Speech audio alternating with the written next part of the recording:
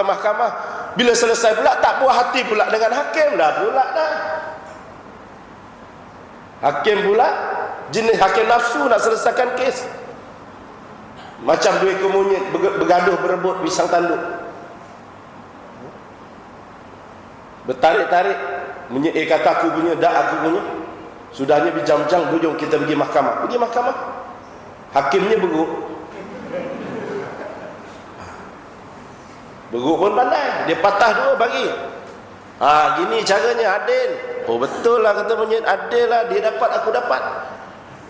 Akhirnya ya kita, nanti jangan makan dulu, dia kata. Apa aku punya pendek, yang B punya panjang. Ambil lagi, oh iyalah panjang sini. Ngap hakim. Nak bagi sama, ngap dulu, baru bagi. Ngap terlebih yang sini, terpanjang yang sini pula, dah sini pula bising. Kenapa sana panjang pula pada aku punya? Iya ke? Ambil lagi, ngap pula sini. Habis cerita semua ngap pada hakim beruk seorang. Pasal apa? Hakim pun bernafsu. Hari ini hakim beruk berapa punya ramai. Sebab itu tuan-tuan sekalian, masalahnya sebab fitrah manusia, naluri manusia, bila buat salah payah nak mengaku salah. Sebab itu Allah turunkan syariat.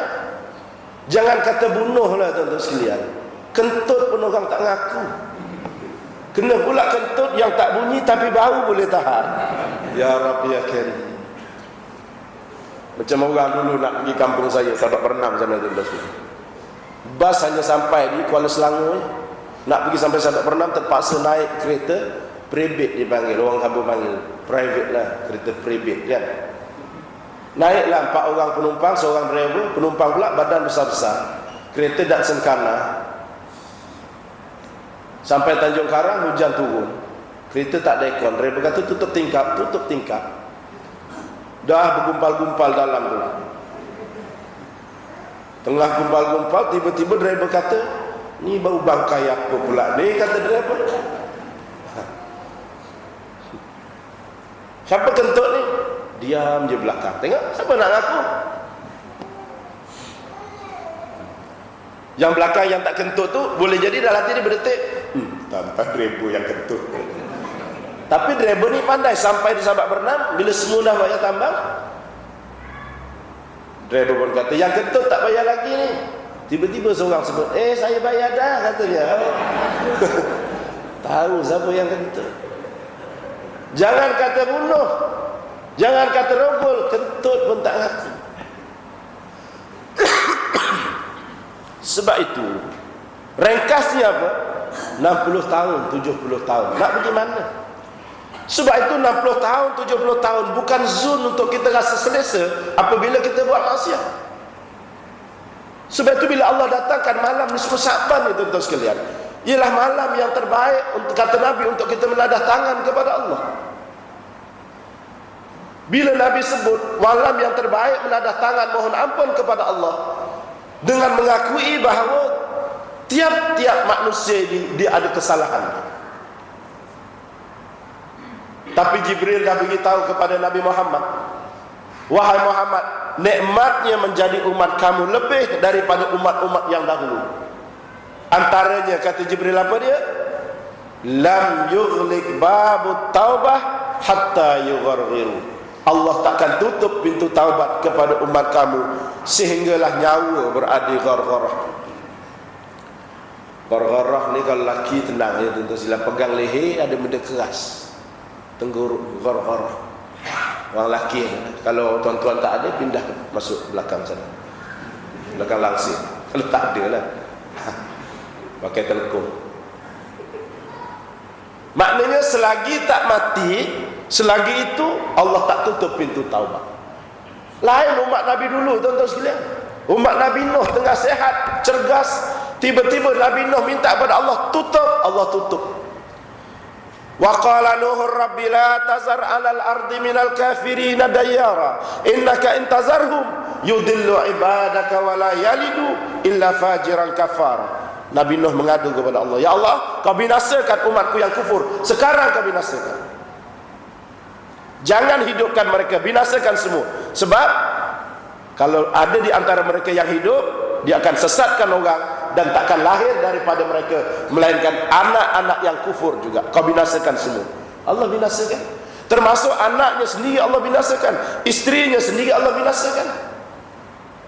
Sebab anaknya seorang Kanaan kufur, istrinya kufur. Dah binasakan pula bila Allah tengok anaknya digulung oleh ombak, mulalah Nabi Nuh menggelabah. Tadi minta dibinasakan, Allah binasakan. Tengok bila digulung, terasa itu anak aku. Ya Rabbi innahu min ahli, ya Allah, tu anak aku tu. Kata Nabi Nuh. Allah kata, ya Nuh, innahu laysa min ahli, innahu amalun ghairu salih. Wahai Nuh, sebenarnya hakikatnya itu bukan anak kamu, kata Allah. Sebab seorang anak hubungannya bukan darah. Kalau kita nak rasa anak itu anak kita, bukan soal darah. Di dunia ya kita kata darah, untuk harta ya kita kata darah. Tapi nak memastikan untuk sampai ke syurga Allah, bukannya darah tetapi akidah. Ni ya Allah turunkan ayat akidah. Kalau kita rasa anak-anak kita tu nak sampai ke akhirat, ke syurga bersama dengan kita, hubungan di dunia adalah hubungan akidah, bukannya hubungan darah. Sembahyang kena jaga, akidah kena jaga.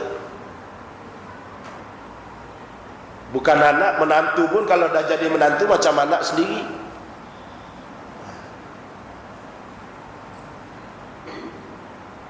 Ini kadang-kadang dah ada seorang perempuan ni jenis sembahyang, dapat suami tak berapa nak sembahyang. Lihat pak mentuanya, bapak pada perempuan tu lah, pak mentua lelaki tu orang masjid juga. Satu hari tak balik kampung, isterinya ajak suami balik kampung. Bang, balik kampung je, balik kampung. Sejak kahwin tak balik kampung ni. Balik-balik, bapak pak mentua ni seronoklah menantu nak balik. Tak pergi masjid malam tu, nak ajak berjemaah sekali. Beritahu pada anak perempuan, ya, beritahu tu suami kamu, jom sembahyang dengan abah sini sekali. Bapak pun dah sediakan 2 sejadah dah, depan belakang tu je. Satu untuk pak dia jadi imam, anak menantu. Iyalah abah, kata. Ya pun beritahu suami dia, bang, abah ajak sembahyang tu. Bunyi orang malas dah, bunyi pun tahu dah malas. Abah ajak tu, Yelah baru nak ambil air sembahyang. Pergi ambil air sembahyang. Bapak dah tunggu dah kat tingkat. Lambat sangat bapak mula dulu. Bapak pun dah habis baca surah, rukuk, bangun pula rakaat kedua, baru menantu dia masuk. Menantu dia rakaat pertama, bapak dah rakaat kedua. Bila bapak bagi salam, menantu pun ikut sama bagi salam juga. Pak mentua kata, ini apa ni? Ini menantu ke menateh? Dia pun tak apalah nak tegur, tak menantu takut kecil hati pula. Nanti tak langsung tak balik kampung baru tahu. Dia pun bagi tahu pada isteri dia, anak dia, ya, bagi tahu suami kamu tadi, sembahyang sekali lagi. Apa sembahyang maghrib? 2 rakaat. Yalah. Ya pun bagi tahu, bang, abah bising, abang sembahyang 2 rakaat ni. Abang suruh sembahyang sekali lagi. Inilah yang saya malah balik kampung ni. Abah kamu tu 1 rakaat pun berkira sangat. Tengok. Bagus punya menantu. Baik, tuan-tuan sekalian. Saya sebut ialah soal akidah. Sebab itu umat Nabi Muhammad, untungnya umat Nabi Muhammad, Allah tak tutup pintu taubat. Sebab itu didatangkan kepada kita malam nisfu Sa'ban, malam Lailatul Qadar, didatangkan kepada kita Ramadan. Ramadan ini sebenarnya bulan bersih. Bulan bersih, membersihkan diri daripada dosa, membersihkan diri daripada maksiat. Sebab itu bulan Ramadan, bulan bersih. Keluar daripada Ramadan menjadi manusia yang bersih. Sebab itu para hadirin yang dikasihi sekalian, Allah tak tutup pintu taubat kepada umat Nabi Muhammad sehinggalah nyawa berada di gharghar. Maka sebab itu bila Nabi sebut tawaran ini datang dengan mengakui bahawa umat Nabi Muhammad tak ada seorang pun yang terlepas daripada dosa dah. Tetapi khairal khata'ina tawwabun, sebaik-baik orang yang berdosa ialah orang yang bertaubat kepada Allah. Sebab itu para hadirin sekalian, saya kira sebagai menutup saya punya kuliah malam ini, Allah sebut dalam satu hadis qudsi, Nabi sebut dalam hadis qudsi yang difirmankan oleh Allah. Allah kata, ana inda zanni abdi bi wa ana ma'ahu haitsu yazkurun. Aku, kata Allah, di sisi sangkaan hamba. Kita sangka baik pada Allah, Allah baik pada kita. Kita sangka Allah ampunkan kita, ya Allah ampunkan kita. Tapi kalau kita sangka buruk kepada Allah, Allah buruk kepada kita. Wa ana ma'ahu haitsu yazkurun. Aku ingat pada hamba-Ku tak kala hamba-Ku ingat kepada Aku. Wa man taqarraba ilayya shibran, siapa-siapa dari kalangan hamba-Ku yang datang kepadaku dengan satu jengkal, dengan kadar satu jengkal, aku lebih laju datang kepada hamba-Ku dengan kadar satu hasta. Kita daripada rumah tadi baru merancang nak pergi ke masjid, nak pergi ke surau, sebenarnya Allah dah jemput kita di rumah untuk datang ke surau. Wa man taqarraba ilayya shibran taqarrabtu ilaihi ba'an. Siapa yang nak datang kepadaku dengan kadar satu hasta, aku lebih laju, kata Allah, aku datang kepadanya dengan kadar satu depul. Wa man taqarraba ilayya yamshi, siapa yang datang kepadaku dengan berjalan, taqarrabtu ilaihi uharwil, aku datang kepadanya dengan cara berlari. Sebab itu tuan-tuan sekalian, kita baru ni, kita bulan Isra Mi'raj, Nabi naik ke langit. Ada hubungan kita dengan yang di langit. Kena pula apabila malaikat yang di langit turun pula bawa Quran, turunkan satu persatu sekaligus dalam bulan Sya'ban, satu persatu bermula bulan Ramadan, menunjukkan yang di bumi kena ada hubungan yang di langit. Sebab itu kata ulama-ulama tasawuf dalam kitab-kitab ahli sunnah, manusia ini ada empat. Pertama, manusia yang dikenal di dunia, dikenal di langit. Dunia dikenal. Dia kalau ulama tersyukur. Ulama tersyukur.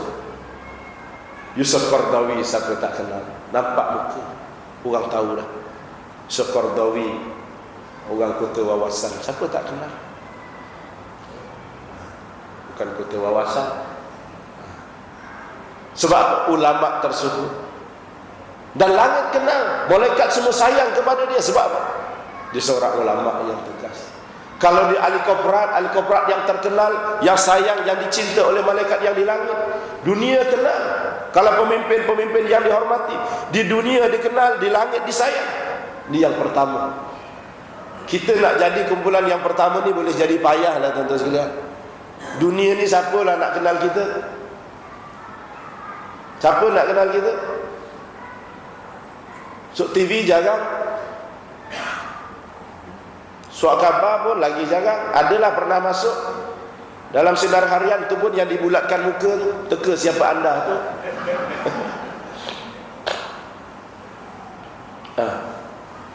Dunia tak kenal kita.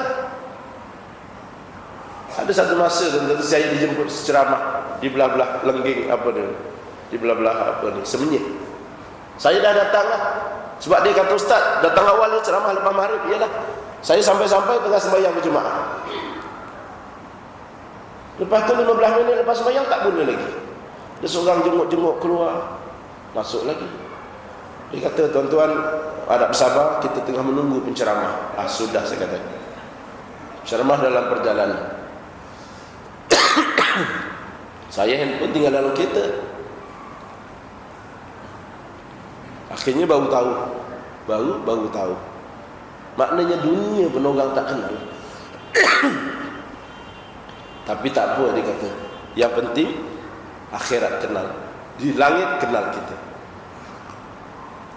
Sebab itu tuan-tuan sekalian, dunia tak apa, kita tak berapa dikenal, tapi yang penting, yang kedua ialah dikenal di langit. Kita mohon ampun pada Allah, kita bangun malam, kita baca Quran, orang pun tak tahu. Tapi yang penting dia malaikat tahu, supaya kita disayang oleh di langit. Tapi dia kata, jangan jadi golongan ketiga. Di dunia dikenal, di langit dibenci. Dunia hebatlah tuan-tuan sekalian.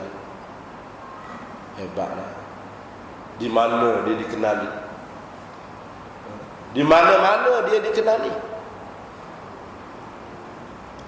Di Amerika kenal, di London kenal, di Rom kenal, Malaysia lagi kenal. Tapi dibenci oleh yang di langit. Sebab dia tidak menjunjung pun syariat Allah. Tapi jangan jadi yang keempat. Di dunia tak dikenal, di langit pun tak dikenal. Nak kata kaya tak kaya, adalah kereta KA30. Itu pun bampunya dah diikat dengan tali rapia. 4 tayar, 4 dah keluar dawai. Exhaustnya dah digantung dengan dawai. Asapnya bukan keluar ke exhaust, ke bawah enjin. Itu pun bukan main kuat maki ulama. Nombor ekor boleh tahan. Sembahyang tak? Jemaah jauh sekali.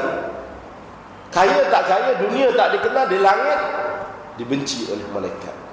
Sebab itu kita sekurang-kurangnya jadi golongan yang kedua. Maka sebab itu tuan-tuan sekalian, moga-moga kita memanfaatkan nisfu Sa'bah pada malam ini. Sekurang-kurang gunakan ruang kita pada malam ini untuk kita bangun. Sekurang-kurangnya pada pagi besok kita boleh datang semula berjamaah.